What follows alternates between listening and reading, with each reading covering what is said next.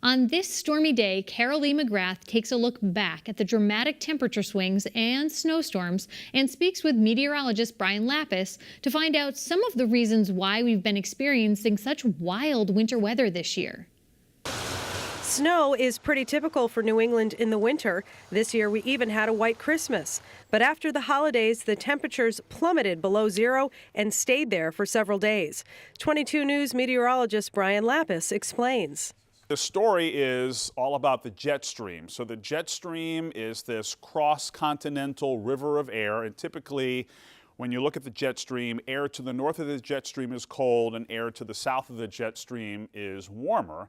And the jet stream has taken this amazing dive across the continental United States. And we're right smack dab in the middle of it. He also says the cold was more than just typical winter weather. It was record-breaking.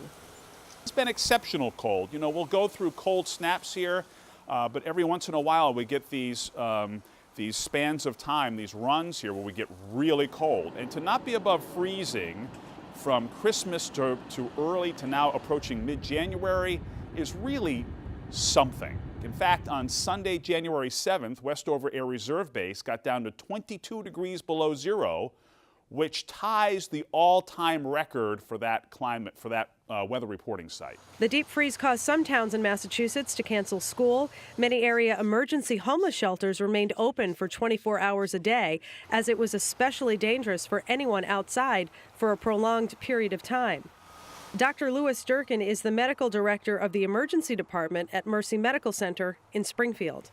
So we've seen several cases of hypothermia and many cases of peripheral frostbite. In hypothermia, that's where your body core temperature goes below normal, so below the usual 98.6 degrees. And there's varying degrees of hypothermia, anywhere from mild to very severe and life-threatening. When the temperature drops into the single digits and below, when you start seeing those negatives and the wind chills in the negative 20s, then we see a spike to up to close to half a dozen a day. From the sub-zero temperatures, the weather took a drastic swing up to nearly 60 degrees by mid-January with torrential rain, and then came back to somewhat normal winter temperatures. Some people love the weather this winter has brought. The snow is great for skiing, and the frigid temperatures were fantastic for people who like to play pond hockey or have rinks in their backyard, or who love ice fishing.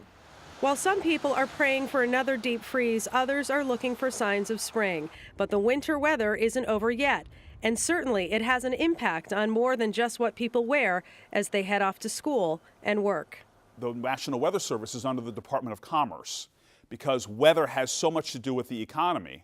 So it's going to be interesting to see how things like fruit crops and vegetable crops in places where it's supposed to be warm all the time. You know, this cold has gone all the way down to the Gulf Coast. And we had 6 inches of snow in Charleston, South Carolina in the first week of January. So it's going to be interesting to see what those economic ramifications are.